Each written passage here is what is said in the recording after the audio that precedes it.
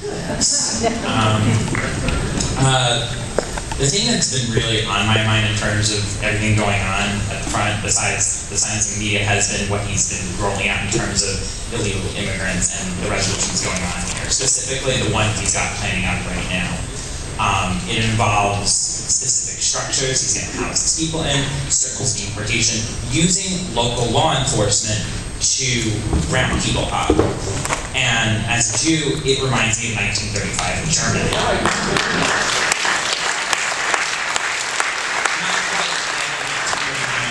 We're on our way there. And something we're always taught is that it could be us next. And so, one of the things that also came up with this in terms of concept is the way that the Germans basically took a symbol that meant something beautiful and then destroyed it. And I think that could happen with the American flag. Take back the flag. Take back the flag. Well, what I have with me right now is a pin of the Statue of Liberty, another symbol of America's greatness. The fact that people came here to escape persecution, to get jobs that our president is claimed to giving us, and make a better life for themselves. So I'm wondering if you, as a representative, can urge Democratic leaders to wear a Liberty pin. I'll put on that.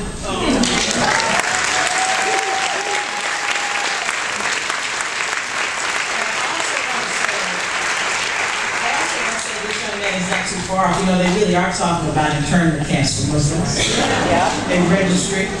You're not very far off. And I thank you for recognizing it. Thank you very much. And if I could just add, I think, you know, your fear about the silencing of the media is very connected to all of this as well, right? That, you know, he is preventing access and trying to discredit the Fourth Estate, and that is, you know, a major component of accountability. And when you look at something like immigration, you know, we could be very close to setting up systems of basically ethnic cleansing out of our communities. We are taking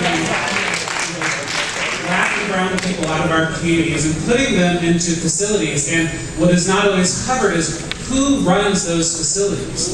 By and large, they are run by private corporations that make profit off of housing those immigrants. And we even have one of those facilities here in Ohio. After President Trump was elected late last year, Immigration and Customs Enforcement signed a contract with a private penitentiary in Youngstown to house hundreds of immigrants there. And they're packing that facility right now. Most of us here in Ohio don't even know that that's happening. And so we have to speak out against those things and also, you know, urge the press to cover those issues freely and independently as well.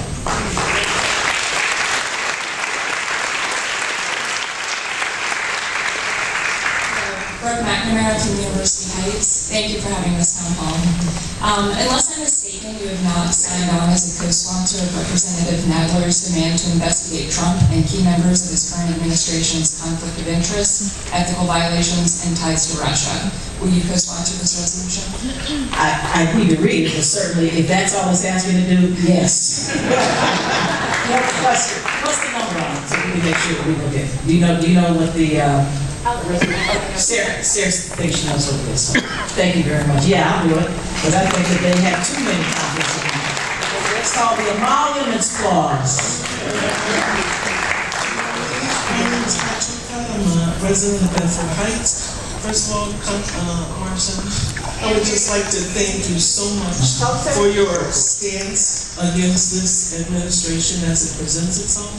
I'd also like to thank you for your participation in the Democratic National Convention. The way that was presented last year was a beautiful mosaic of this country. And while I had this opportunity, I'd also like to give a shout out to Sally Yates. She has been one bright light.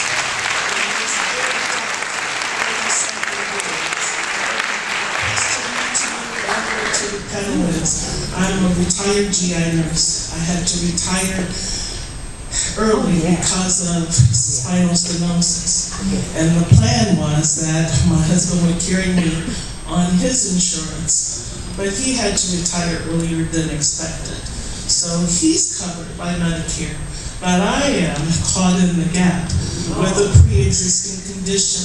So how does someone with 30-odd years of nursing experience and application now run the risk of not being covered when I've given so much? And if this administration is saying that the ACA is imploding in and of itself because the providers are not there, Humana and Aetna and all these other ones, how then are they going to get these providers to come back in to whatever plan that they come up with? Something isn't jiving here. Secondly, as the young lady before me said, the investigations worry me. In the Republican Congress, the administration, how assured can we be that any investigation of Russian ties, just to affirm to us that we don't have a leader of this country who has other priorities than the American, how can we affirm that? And does that now bring the judicial branch to a higher level of importance because we don't have the other two to stand for us? Thank you. Thank you.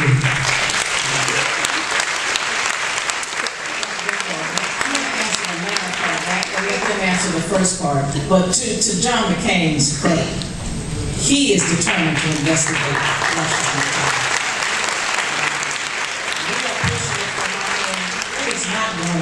I don't care what they say. We are going to make them investigate his ties to Russia, his ties to these other. I'm telling you, that is going to happen. I'm sorry. What was your first name again? Ted. We're giving you one of my cards. I'm an enrollment navigator. There's probably only about 50 of us in the whole state, thanks to the Ohio Association of Food Banks, which is our lead navigator group. I have an office over at St. Vincent, and we are all out in the community. If you are under 65, any of us can try and help you get the coverage you need. There are rules. There is a possibility of signing up outside of open enrollment, which has already ended, but there are some rules and regs. Medicaid expansion is still in effect here. No strings yet.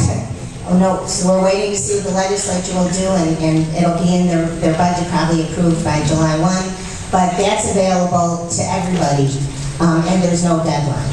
So call me, and we'll make an appointment, and I'll try and help you. Okay? People should know, we get questions every day. Have they repealed it yet? No, they haven't. Encourage your friends. If they're uninsured, they can still sign up. Healthcare.gov, they can go there and find a navigator. I left some of the flyers for CHAP out there. The other navigator group here in Cuyahoga is Asia Services, Inc.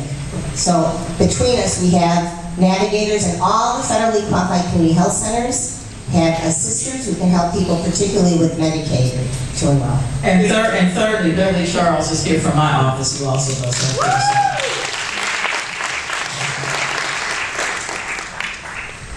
Okay. Hello. Hi. I'd like to also say hello to Richard Begolia, who is a friend and someone I've worked with to try and get national health care in this country. And I'm going to respond to